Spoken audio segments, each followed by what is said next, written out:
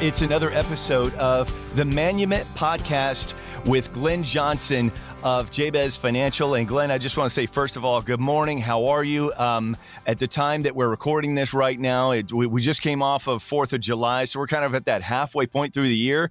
It's really funny, as we just came off of a big holiday weekend. I was playing golf with a friend of mine who he does a lot of what I'm doing with you right now. He, talks to different financial advisors and financial professionals. And one of the things I thought was very interesting. So he got paired up and he's playing golf with a guy who's a doctor, and said the guy's in his mid-60s. He hasn't retired from his practice yet, and was kind of asking questions about, how to work with his money as he's moving into that space of, okay, I'm at retirement age. I can start taking Social Security out right now, for example, but I am still working.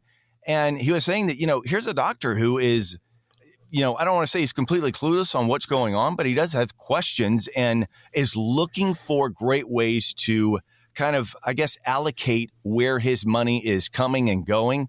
And he's kind of on the precipice of, going from the I'm putting money in to I'm taking money out. And I know for a lot of people, that is something that is, it can be quite confusing at times. Yes. And, we're all ignorant on a different set of subjects. Sure. And they say only a fool counsels himself, right? So Right. That's why when we're not well, or have some sort of a disease of some sort, we'll go to a doctor. We'll trust their judgment, and we'll get their thoughts, and oftentimes take their advice. Yeah. And the same holds true financially, but you've got to know who you're talking to. And the funny thing is, just like with doctors, they're a dime a dozen. Good ones are hard to find. Engineers, contractors, financial people, they're a dime a dozen, but good ones are hard to find. And so what happens is when we go to the doctor, we're not just listening to the doctor on trying to find out what he knows, but we're also looking to find out, does he really understand me? Does he hear me? Yes. And once we feel understood, we're more inclined to take their advice. Now, this is where even with a doctor that has these financial questions, because that's not his area of expertise, not only does he have to find someone that thoroughly understands him personally, he's also got to find somebody that's competent in their career to give quality advice. Absolutely. But, back in the day, the only things people had to be concerned with was their paycheck and their emergency reserves. Right. Because they would have a job. Technology didn't change all that much during one person's working lifetime. So they could do this, they could have their career, and they just needed to focus on their job. And then when they went to retire, they had their pension and Social Security, and they just had to manage their emergency reserves. Right. But now things have changed radically, where there's a whole lot more responsibility, and a burden has been put on every single individual to be able to not just accumulate a Social Security check and a pension fund and make sure they have their emergency reserves. Now everybody is kind of forced, whether they want to or not, to obtain the kind of financial education necessary to be able to manage their money throughout their retirement years. It's funny you bring that up, because one of the things that I look back on, and, I remember when I was a kid, for example, and you look at your parents, your grandparents, and retirement seemed pretty easy. I mean, you kind of worked up until the time it was, getting into your golden years. And from that point forward, it just seemed like, cool. So now I've got more free time on my hands. It didn't seem like the financial situation necessarily changed that much, because, like you said, you've got a pension or you've got Social Security and things like that. But these days, it does seem like that more and more people are, you said it perfectly, they're kind of forced into having to know a lot more about financial markets than they ever have in the past. Right. And so let's look at how things are done properly.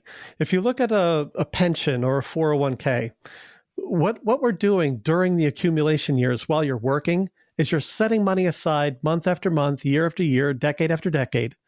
And what you're doing is called dollar cost averaging. Okay. Typically, people are putting in a consistent amount of money month after month. And while they're working, the market goes up and down. It has good years, it has bad years. And so when the market's down, they're buying more shares at a low. When the market's up, they're buying fewer shares. However, by the time they retire, essentially almost all of the funds that they put in, they bought at a low. And I say that because even though it was a high year, if it was 10 years ago, it's still lower than it is today. Right. So that's why dollar cost averaging works for your benefit during the accumulation years. How much does that apply when you're in the withdrawal years, when it's, now I'm on the opposite end of that spectrum? Right. That's where dollar cost averaging works against you. Okay. Because now when during the distribution years, as you're taking money out on a consistent basis, if the market's down, it's a horrible time to take money out. Yet people kind of need to. Right. So if we look at say you look at how pension funds work, they're putting money aside and they're giving the dollars a specific assignment. It needs to grow. It needs to accumulate.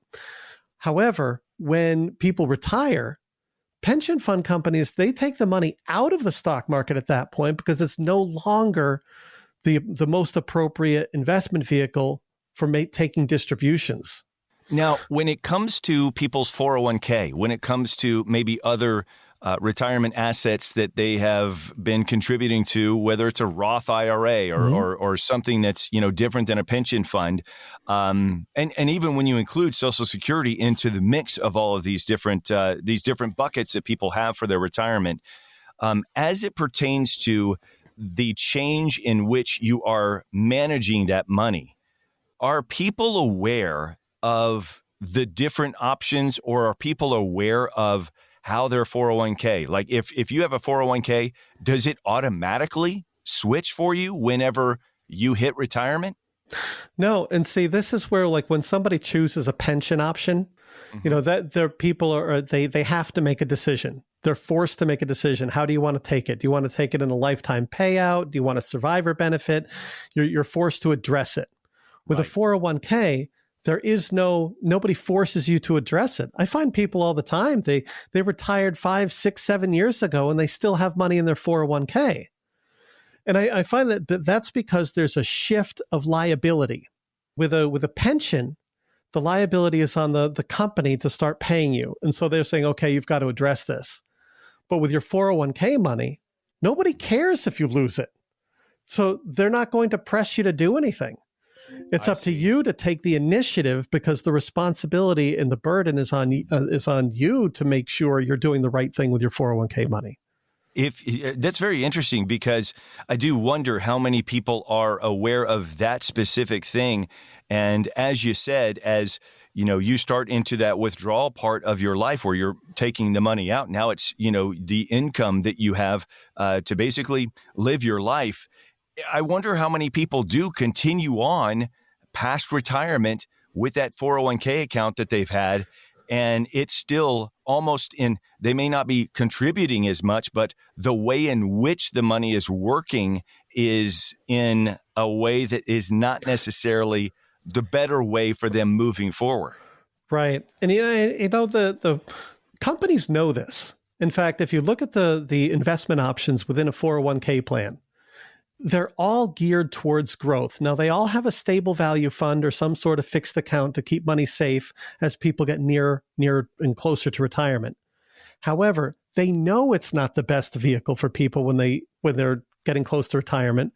So the precedent is and with most 401k plans, they allow for what's called in-service rollovers at the age of 59 and a half.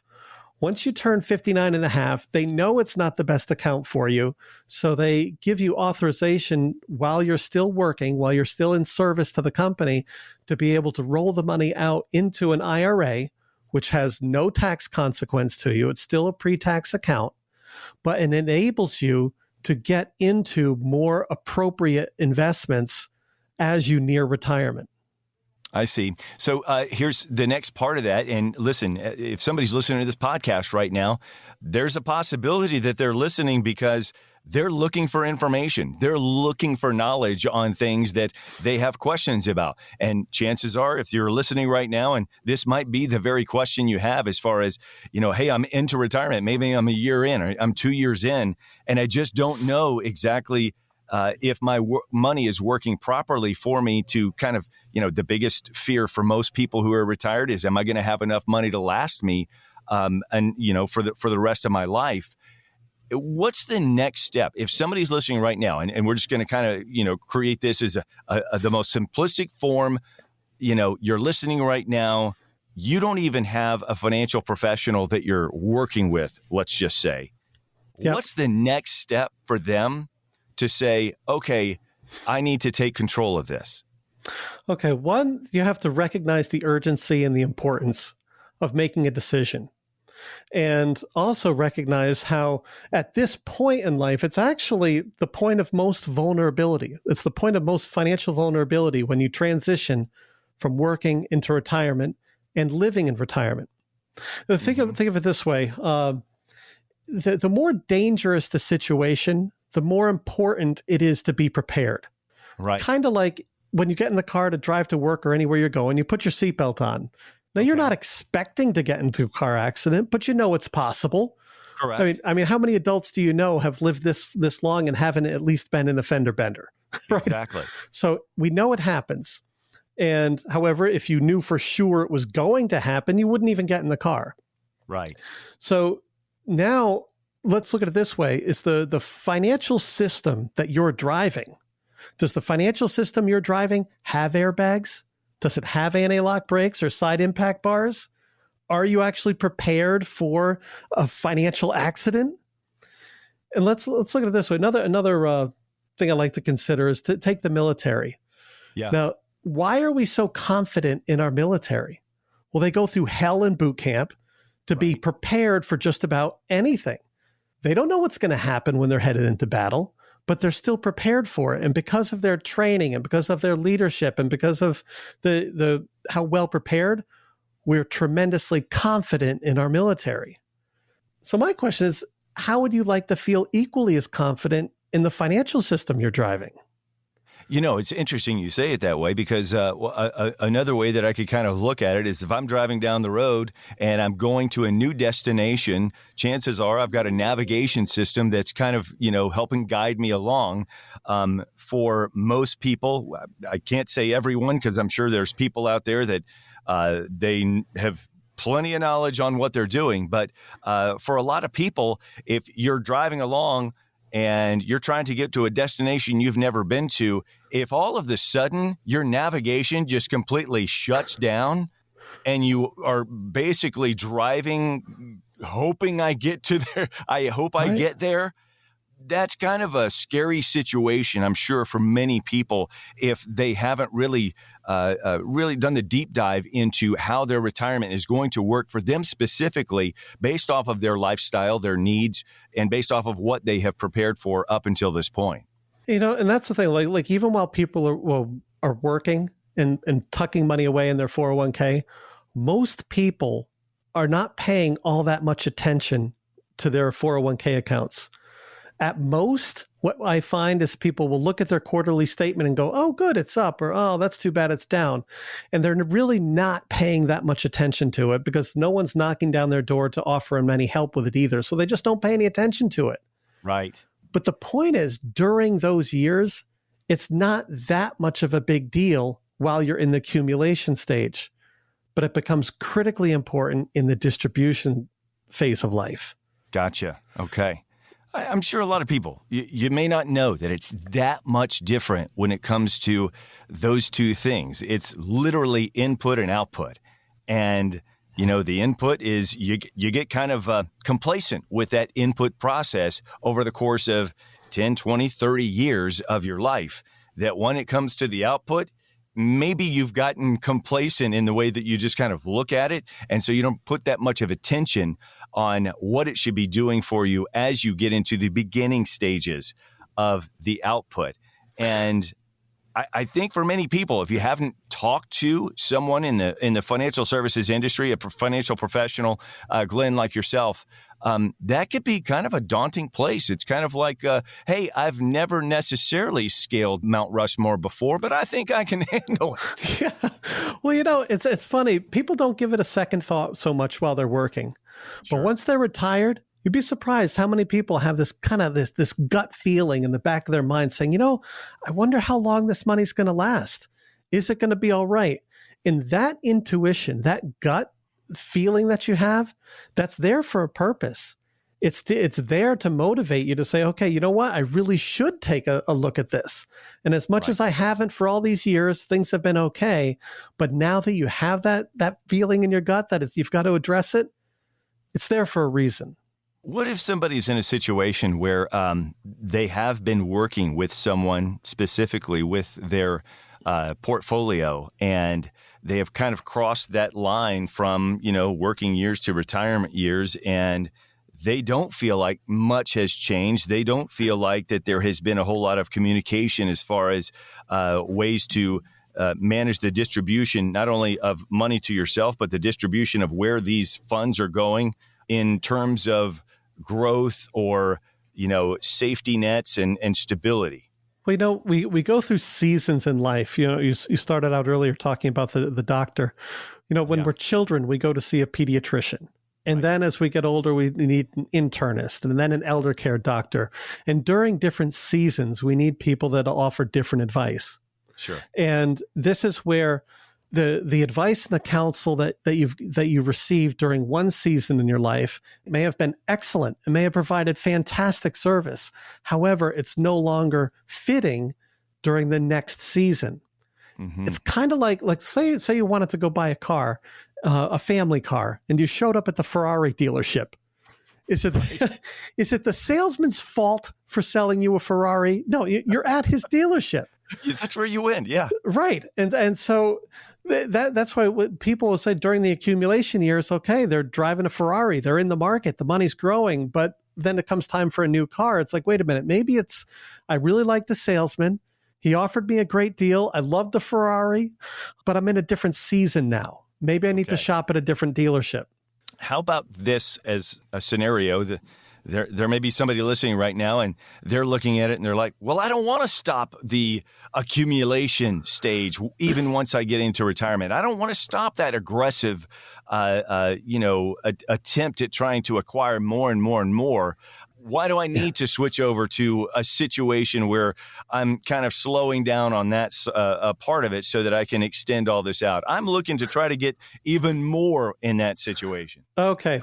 Well, there's two things. Well, while you're working, the money needs to grow.